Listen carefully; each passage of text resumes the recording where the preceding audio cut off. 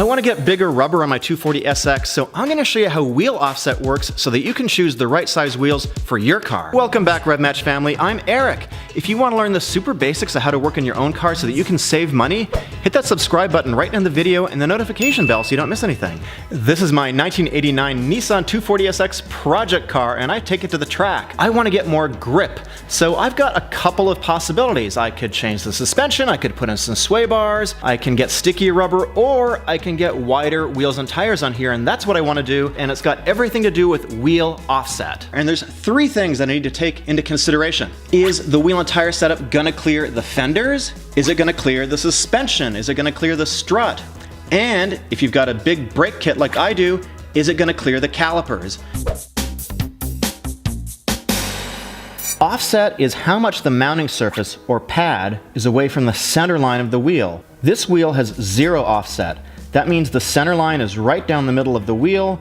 The mounting surface, or pad, is the exact same distance from each lip. Positive offset means that the pad moves towards the face of the wheel. It makes the wheel look more flush, and positive offset is really common in passenger cars and performance cars. Negative offset means the pad moves back towards the car and the wheel looks more deep dish. You might see this more on trucks.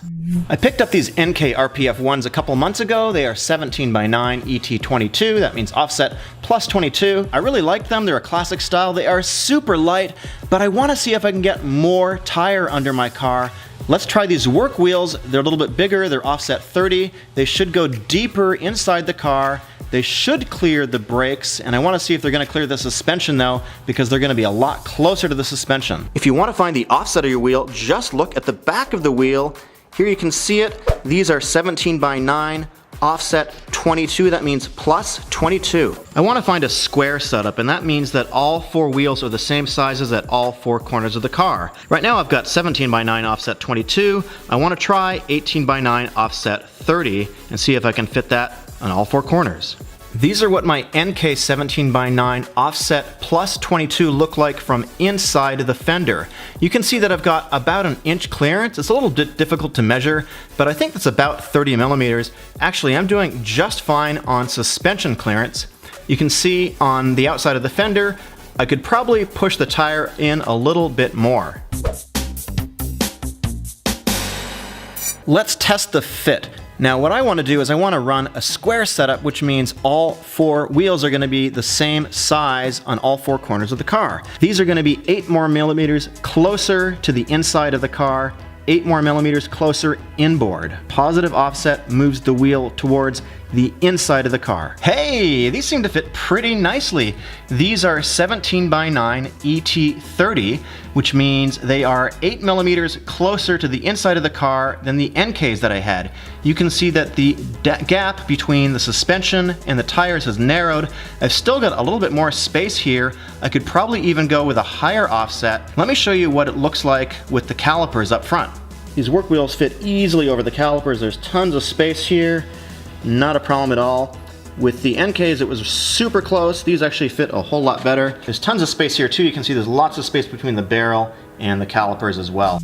Let's see how these work wheels fit in the back. I know it doesn't really look like it, but there's actually a ton of room back here. There's probably well over an inch between the suspension and the tire. They obviously fit really nicely in the rear. There's no issues with clearance. They tuck under the fenders super nicely.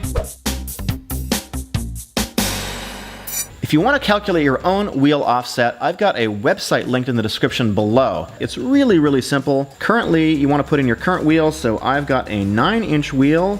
I've got an offset of 22, and I'm thinking about moving to the work wheels, which are 9 inches wide, and they have an offset of 30.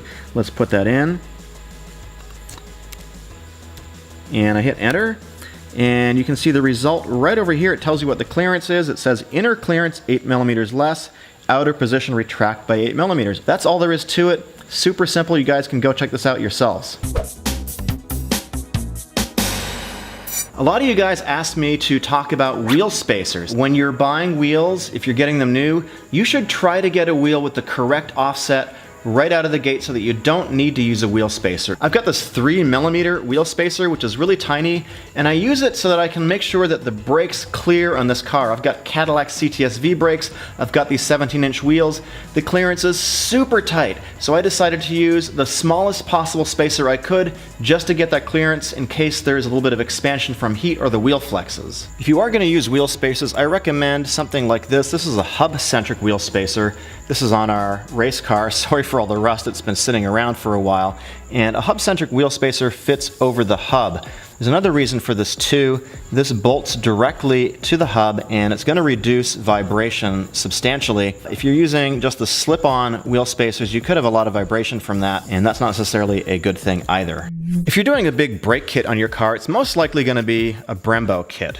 So what I did is I went to the Brembo website and I printed out this cross-section of the big brake kit. This is the caliper cross-section. All that you're going to do is just put it in, figure out where the brakes are going to be sitting, put it down in the barrel of the wheel, and you should be looking at about 3mm of distance here between the barrel and the top of the caliper, and about 3mm to the spokes. I like doing these videos because I can show you guys how to do some basic wrenching, remove the anxiety, and save a few bucks. So if you've got questions, please comment below. As always, I really appreciate every one of you guys subscribing. It's super awesome. And remember guys, keep the pedal down.